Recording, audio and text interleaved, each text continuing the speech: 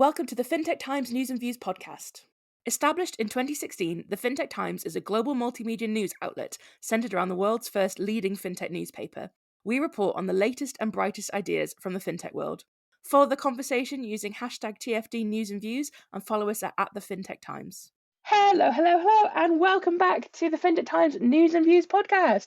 Happy New Year! We've taken a little break over the Christmas period, but we're back and better than ever in 2024 with all new fintech news and, more importantly, fintech views. So I'm joined as ever by Tom and Francis. How are you guys doing today? You'll have to forgive me. I have a dreadful cold, so I do sound, I don't know if it's like husky or just croaky, but it's not great. But how are you guys doing? Yeah, it's really good. We were just saying we've had a long break from the podcasts, so I'm completely hoping that we're going to be back with a bang to start the new year, and you can be forgiven for the cold because we were also saying January has just been absolutely freezing. So we're just surviving at the moment until it starts heating up again. It's cold and miserable and just a terrible time. But Francis, how are you doing? See, I'm going to Happy New Year, first and foremost. And I'm already going to play devil's advocate here because, it's just what I do best. And that is that winter, I love winter. So, although I am freezing and I'm not exactly that fond of being as cold as I am, I do really like the winter. So, I am enjoying it. I like winter, but I think it's because once Christmas is out of the way, it's like you've lost all that nice fun. And so now it's just cold. I think that's the problem. Winter's better before Christmas. Maybe. But... yeah, I do see where you're coming from. But anyway, the weather aside, we are obviously going to be talking about some fintech, and I feel like it's been a bit of a slow time for fintech news just because of the time of year. But we have some cool stories today. So Tom, what have you brought to the table today? So this week I'm going to be talking about how HMRC is readying itself to intensify and its tax crackdown on cryptocurrency sellers and holders. Sounds good. And Francis, what are you talking about today? Today, I'm going to be talking about a collaboration to create a new BNPL ecosystem for merchants the collaboration is between Paymob and Tamara to bring a payments gateway. And yeah, I think it would be an interesting conversation. Awesome. And today, I'm going to be talking about how only 13% of startups seek loans from banks, with the majority relying on personal finances, which is some new research. So I am going to be mean, and I'm going to pick Tom to go first, just because I think just because I have that power. So Tom, take it away. Fantastic. So yeah, as I said, we're talking about HMRC's new tax intensification on rules about cryptocurrency. So recently, you might have seen some coverage in the mainstream media about how HMRC has new efforts to clamp down on tax avoidance by forcing online sellers that are using the likes of eBay, Depop, and Vinted, among many others, to file a self-assessment tax return at the end of the financial year. And this basically comes after the UK signed up to the Organisation for Economic Cooperation and Development, or OECD, bringing in these new tax rules. And there's also been a lot of attention about how the UK is now able to get information about the sellers from these digital platforms directly, so they can see exactly how much people are making off maybe it's their side hustles or little small businesses that in the past have been overlooked because they don't have this information. So if people haven't been completely upfront about how much tax they owe, they've basically gotten away with it, and because of this, many people are unaware. So there's been a lot of coverage in the mainstream media about, making sure people are aware of this tax. If they've got like a little side hustle, they're selling things online. But one area that's been largely overlooked in this conversation is the taxation on crypto. And the reason I'm talking about this is because recently the HMRC sent out 8,329 nudge letters, basically, to any individuals that are suspected of owing capital gains tax on their cryptocurrency assets. And that's according to the national accounting firm UHY Hacker Young. And I thought I'd bring this to light because many crypto investors are not aware that they owe capital gains tax following the sale of their digital assets, but they could even owe income tax on their holdings if HMRC deems them to be crypto traders. And traders could be subject to income tax if they mine cryptocurrency, if they gain interest from staking their crypto, or if they regularly receive crypto from airdrops or trade significant amounts of it regularly. So while HMRC is showing some level of understanding in the short term through its voluntary disclosure mechanism, Hacker Young is basically explaining that it's unlikely to be tolerant for so long, and that now is the time for investors to really be fully aware of what tax they owe, and how much they need to pay, or they could face heavy penalties on top of the tax they already owe in the future. So I thought this was just important to talk about, because if you are a serious crypto investor or trader, this is something that you need to look into. Obviously, if you hold smaller amounts and you don't tend to touch or earn anything on your crypto, then you most likely don't need to worry about it, but it can't hurt to check just in case. And with that in mind, I basically just want to ask both of you guys what your take on this is. Does this crypto tax surprise you? Was it something you were aware of in the past? And do you think that this coming to light and the government having even more information about how much money you're making from crypto make crypto investing even less enticing for UK investors? Francis, what do you think? It's difficult to say really, because on the one hand, it's kind of, I remember when we found out about this news, you and I were saying that typically you always think that crypto is, for better or for worse, almost outside of the law as we know it, because of its decentralized nature. You always think that perhaps the rules of normal finance and sort of the normal day to day don't apply to it. So in that regard, I think, if again, for better or for worse, if you're looking at it from that point of view, you're probably quite annoyed at the fact that there is now a tax. And to be honest, I think whichever way you look at it, you're annoyed at that there's tax on it, because let's be honest, I don't think anyone really likes paying tax. But yeah, I think it's almost a sign of the times. I think, especially, I know this happened before the Bitcoin ETF approval, but essentially that has just, and that is obviously in the US as well, might add, and obviously I know this is talking about the UK, but the general sort of global attitude to crypto has sort of been, it is more accepted now. It isn't this behind the doors type of transaction. It's more legitimate now, and there is just that growing attitude of acceptance. And with all that in mind, it doesn't really surprise me that there is now this mainstream tax that people need to be aware of. And it'll be interesting to see how it develops, if people do become more aware of it, if that puts people off from getting involved in crypto or not. But it's definitely an interesting change in the space for sure. Yeah, absolutely. And I think one area that obviously people always talk about being so complex and difficult to understand is, the different areas of tax that you need to be aware of, the different rules for different areas that you might be making money from, and this is just kind of another thing to throw into the ring, that investors might need to be aware of when they're filing their self-assessment tax returns. And yeah, I agree with you. I think it's just a show that of the times, the government's getting more and more information from these digital platforms that previously wasn't able to get a hold of. And I think that could mean that a lot of people who were just unaware of this sort of taxation could be caught out and then receive big penalties in the next, year or two.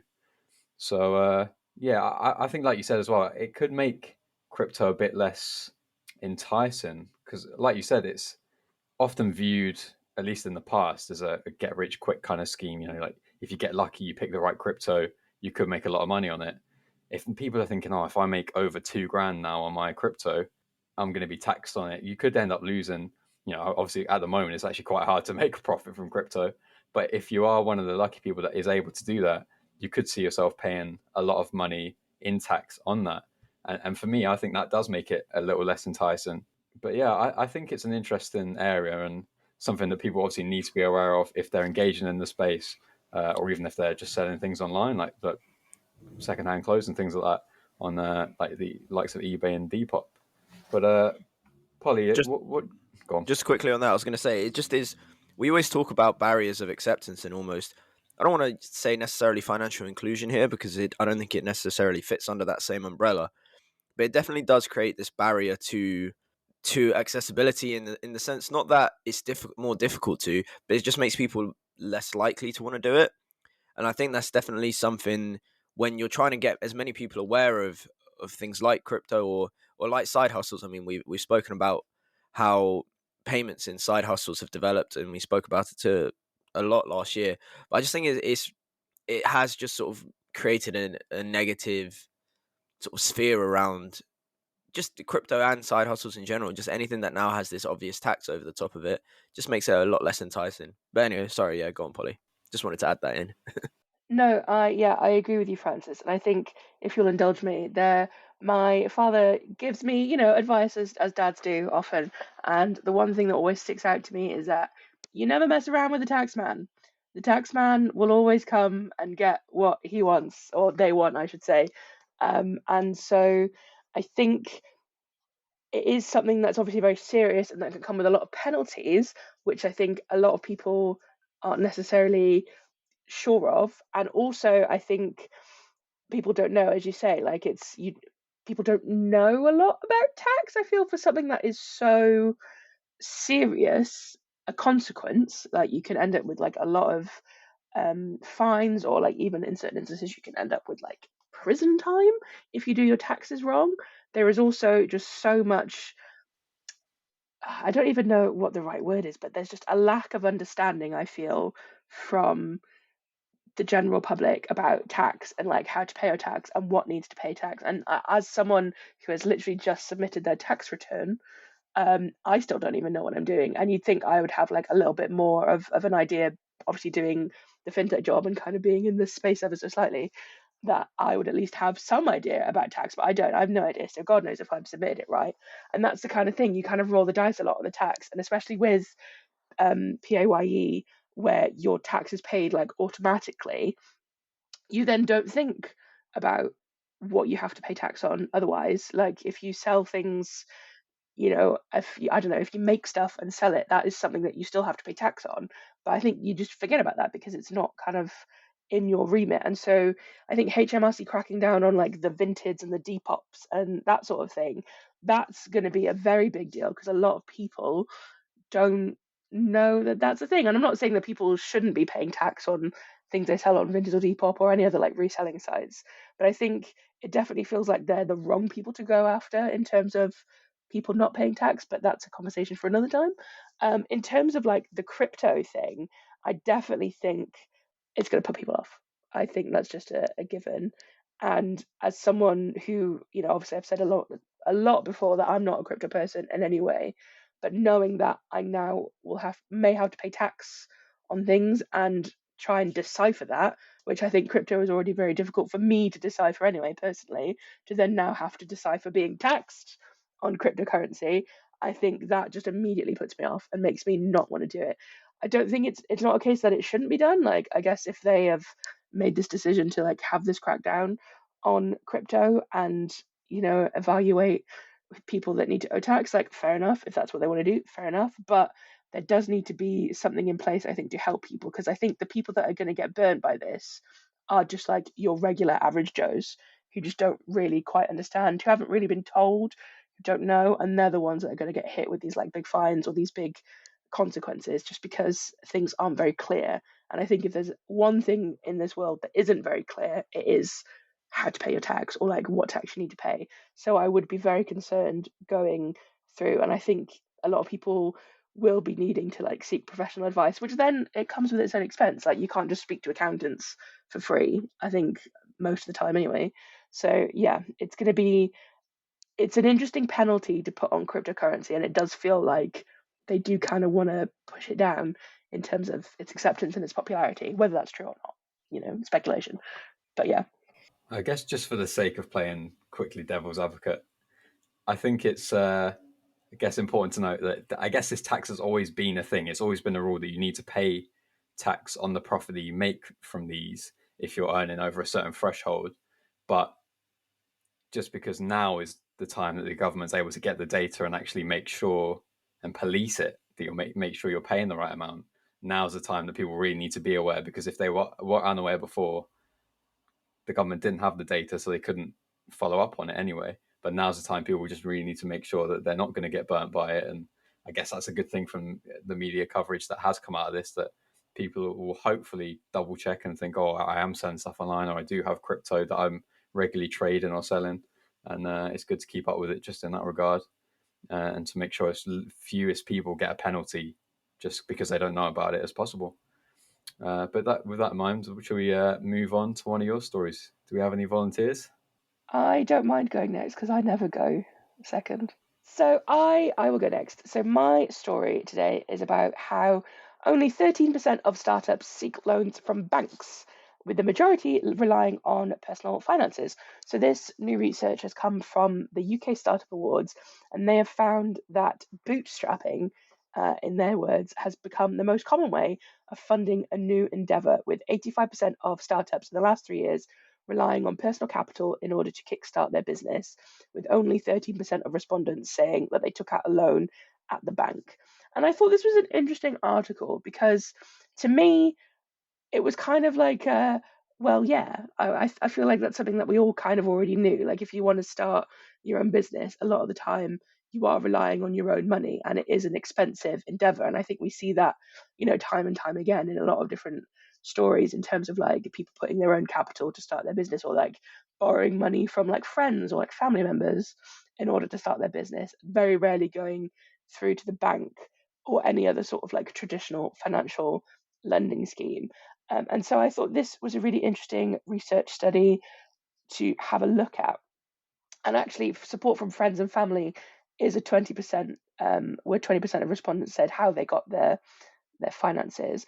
So I think it's a really interesting study, and one that I think definitely seems like, with all the kind of fintechs that are out there now and all the sort of alternative options that you have for financing, it's quite, I guess, odd is maybe the wrong word, but odd that people are still not kind of turning to them. And I kind of wanted to talk about with you guys in terms of like why you thought that would be. Like, is it because of, people don't know that the help is there with the banks, or they don't think that they'll get accepted by a bank, so they just don't bother trying? And I guess it's a very interesting thing to try and think about when it comes to funding, because I think a lot of people forget how expensive starting a business is, and trying to start a new company, especially like if you're a startup, probably in the fintech world, where you're going to require a lot of like tech development and software development to like get whatever your app or your like platform or whatever it is that you're trying to make off the ground, which is like a lot of work and a lot of money before you can even start like making money and getting money coming in. So I thought that was just a really interesting thing to talk about. And I guess as well, when it comes to like the rise of like challenger banks and things like that, you'd think a lot more people will be turning to those places as well in order to get help. And there's a lot of funds and like different loan schemes out there that I know I've seen. So you'd think that there would be a bit more take up of that. But I mean, like, what do you guys think? Is this something that's just a bit of a gap in the finance market that people aren't necessarily being catered for? Or is it a case that the help is there, but for whatever reason, startup founders just aren't going to look for it? Francis, what do you think? Yeah, as you were talking about it, I think it's the latter, to be honest. I feel like the help is there. People just aren't going for it for some reason. And I think that, especially like you mentioned, with the emergence of challenger banks and new avenues of finance, you'd expect more people to really try and take advantage of that. But in a weird way, I think there's more security relying on your own personal funds and the funds of friends and family, because there isn't this looming feeling of, oh, I owe a financial institution money, and that money's going to be paid back one way or another. And if the business doesn't work, then you find yourself in a very sticky situation. So I think maybe perhaps that's one reason for it. I mean, again, that's complete speculation. That's just as you were talking, what sort of crossed my mind. But I think some interesting stats from the article are that although traditional banks have served businesses for decades, startups are in fact accessing finance through challengers, with 67% having accounts with challenger banks or new fintech firms. And in fact, Starling Bank is the most favoured banking partner for UK startups. And I just thought it was quite interesting that, so that sort of, well, for me, I should say that probably didn't make much sense, but that to me shows that people are now going to these new avenues of financing, but perhaps just not enough of them are really ready to gamble perhaps their futures. I think that's really what I think. Again, that's just my opinion, and it's not saying that's the case by any means, but yeah, I think that's where where I sort of feel on, or how I feel about this article at least. I think it's interesting you said about like the gambling their futures, because I agree with you. I think obviously like having a loan, a big loan from a bank, someone's got to pay it back at some point. You're probably going to have interest on it. That can be quite a scary thing. But borrowing money from like friends and family, or like using your own savings, I feel like that's got to be worse, surely. Like putting your own savings up against your business to like start it, and then if it does fail, you just don't have any savings anymore. That to me seems a lot scarier. But then I guess both situations are not I great feel like it's just unless interest. It's interest, which I think is the big thing with going to a financial institution, is that you'll then have to pay something back on top of what you've already taken. So you could end up owing way more, and then I don't know. I do see where you're coming from though, and I do agree that you could just be left with nothing if you're using your own funds, and those are friends and family. I guess it's a scenario where like all the situations are rubbish unless you manage to get like an amazing like loan that was interest free and that you didn't have to like, I don't know, like interest free, like 4 years free credit like when you buy sofas or whatever. But Tom, what do you think? What's your thought on this? I think, yeah, you made interesting points. Especially, I feel like I can see sort of for and against for both sides in terms of getting money from banks or friends and family. I'm sure there are some people who can't imagine anything worse than owing money to their mother-in-law that they can't pay back, or something like that.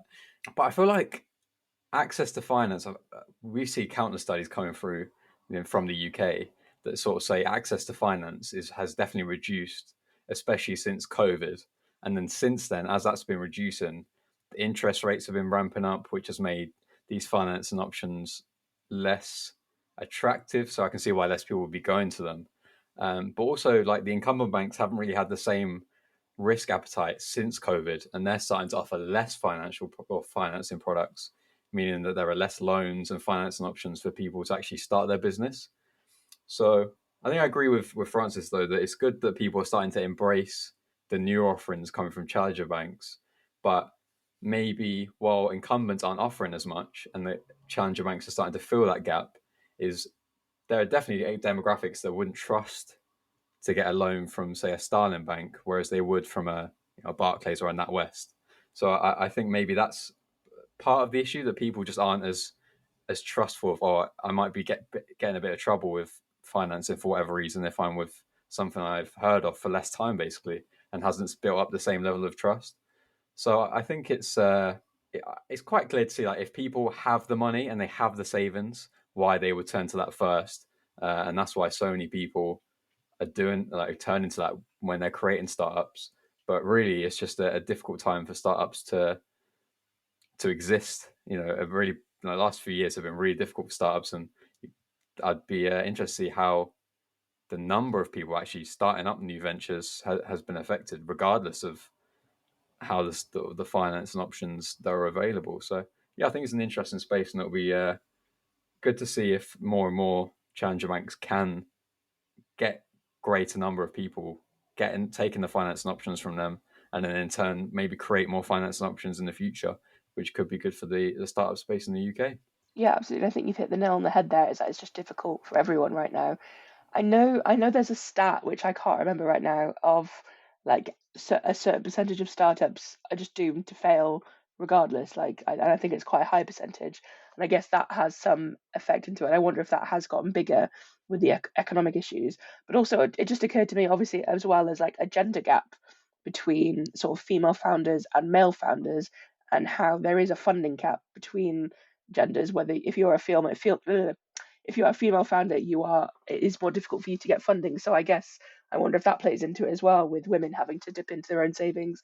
But it's a very interesting thing, I guess, to look at and to follow along. But Francis, moving on to you, last but not least, what's your article?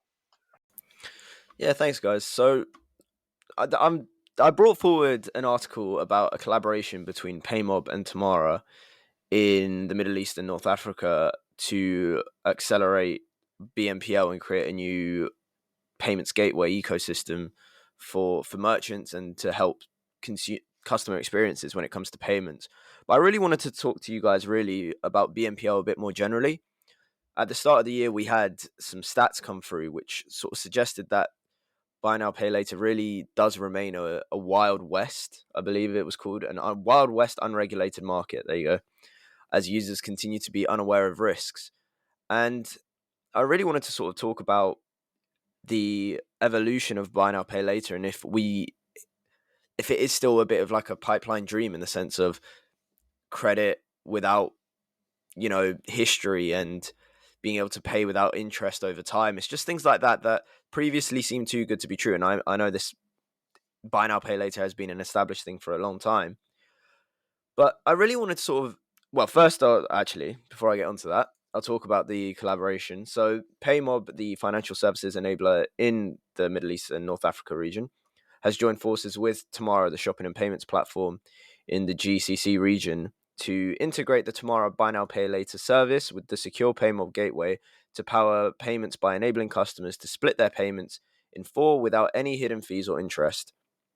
So the agreement between the two company or fintechs creates a payments ecosystem that enables merchants to offer more comprehensive solutions and seamless customer experiences. And while if you look at that at base value, that seems great. It's more experiences, more freedom of choice in payments, which is always fantastic. We always talk about how great that is.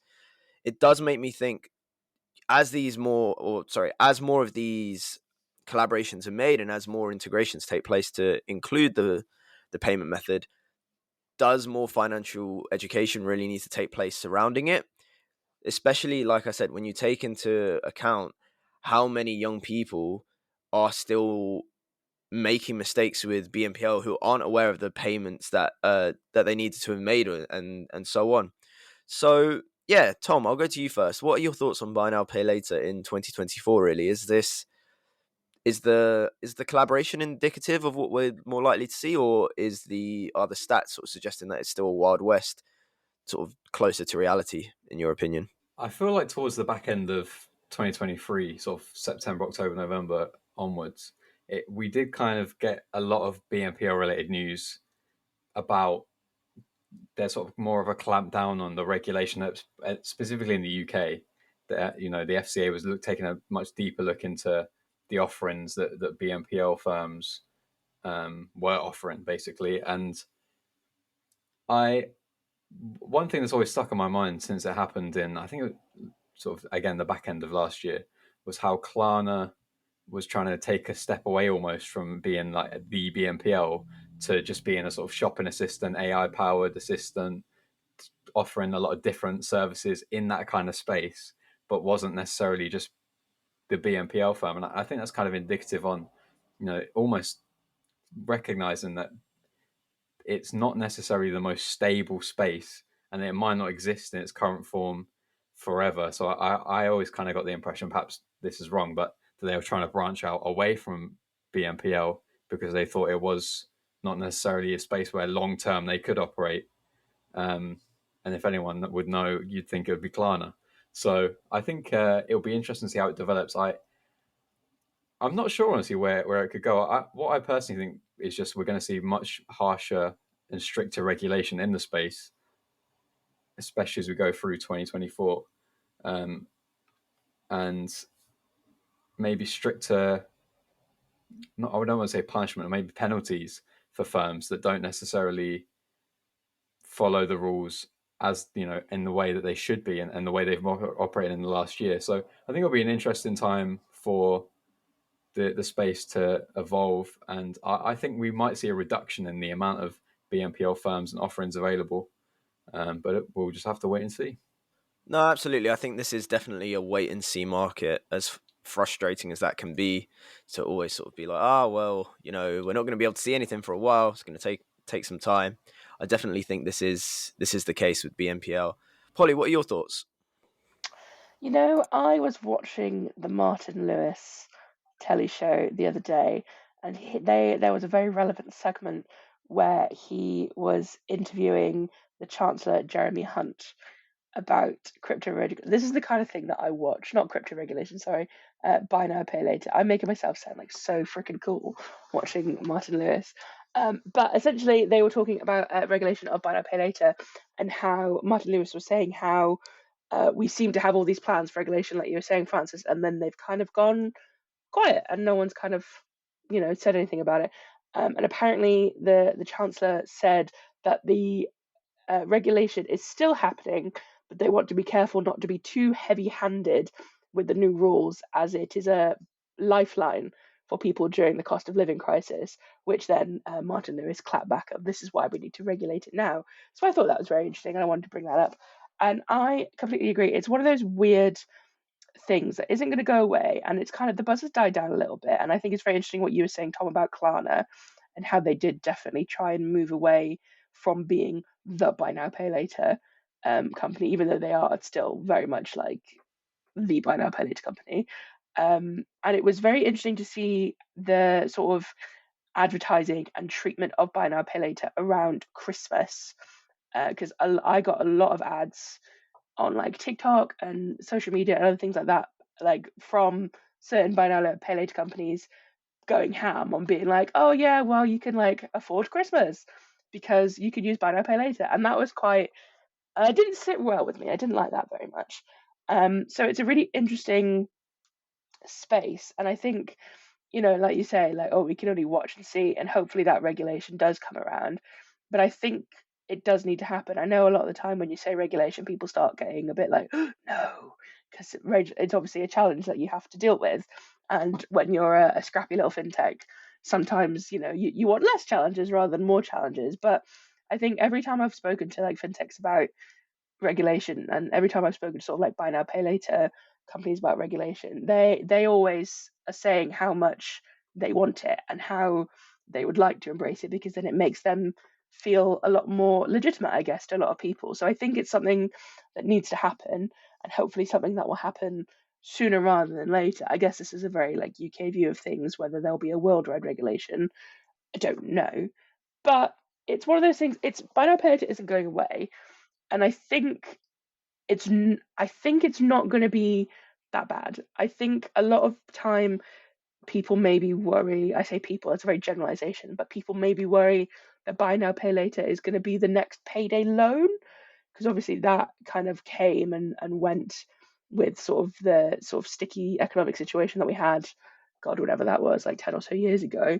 And now you don't really see payday loans much anymore, because they were not great and very predatory, blah, blah, blah, blah, blah. So I think a lot of people worry that buy now pay later is just an evolution of that. At least that's something I've kind of heard little mutterings about.